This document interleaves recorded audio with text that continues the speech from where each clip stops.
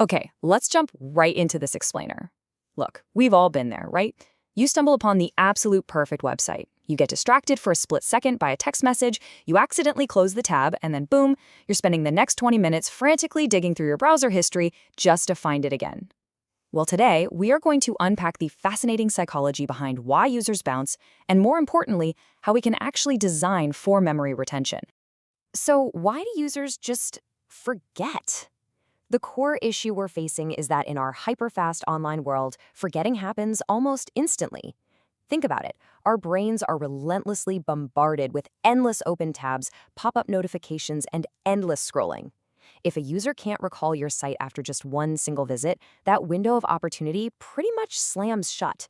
And usually, it's simply because we haven't given their brain a structural hook to hold on to.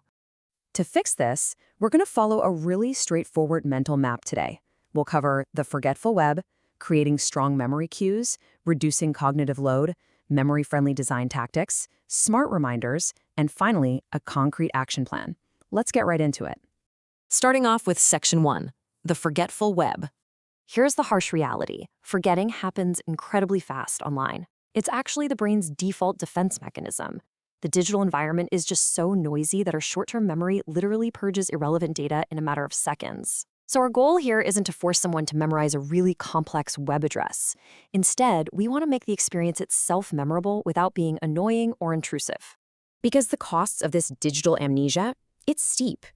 Missing out on a repeat visit isn't just a lost click.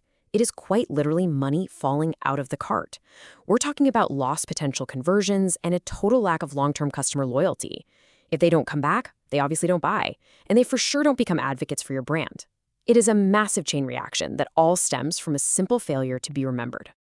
Which brings us to Section 2, creating strong memory cues. You have to build a strong foundation, and that means turning a fleeting first impression into a permanent mental anchor. First up, you absolutely need a domain name that rolls right off the tongue. It has to be easy to spell, pronounce, and share. Second, you want to pair that descriptive name with a super clean, uncomplicated logo. And third, and this is where so many brands drop the ball, consistency. If your fonts or colors radically change from page to page, you are actively scrambling the user's mental map. Now, let's talk about the on-page experience in Section 3, reducing cognitive load. If your site demands too much mental heavy lifting, the user's brain simply will not store the journey. Cognitive load is basically the amount of brain power a visitor has to spend just to figure out what they're looking at and where to click next. If they're burning all their mental energy trying to decode a confusing navigation menu, they have exactly zero energy left to actually remember your brand. The secret sauce here is creating clear value paths. By using crystal clear headlines, a predictable layout, and totally obvious next steps, you carve a direct route through all that noise. Think of intuitive navigation as clear street signs guiding the user directly to the real value of your site. Add in a persistent hero message that tells them exactly what you do without making them guess, and suddenly the brain easily maps out how to return next time. Let's get down to the actual nuts and bolts in Section 4, memory-friendly design tactics. How do we physically build this into a user interface?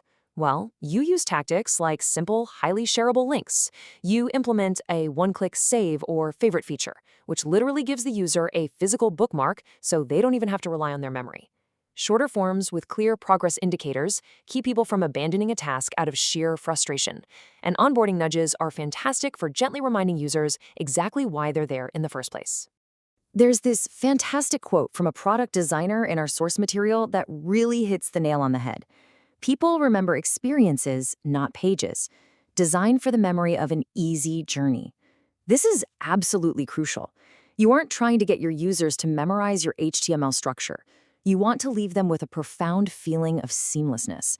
That lingering, positive feeling of ease is exactly what draws a person back.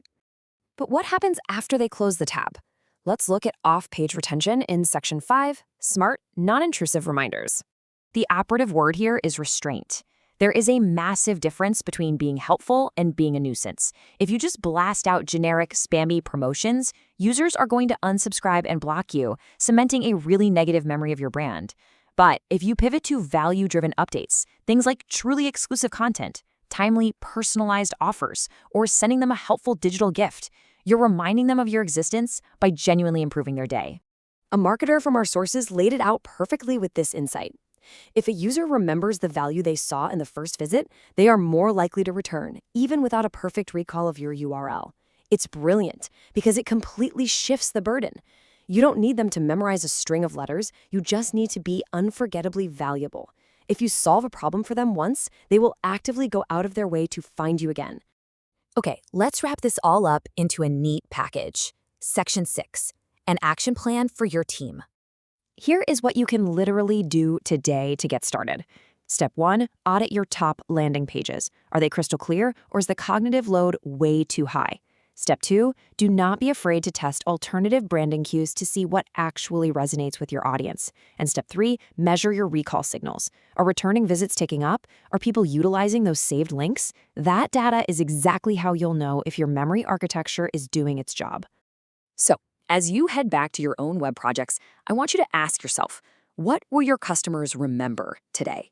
Stop looking at your site as just a collection of hyperlinks and start treating it as an experience. Are you leaving them with the memory of an effortless journey or a really frustrating maze?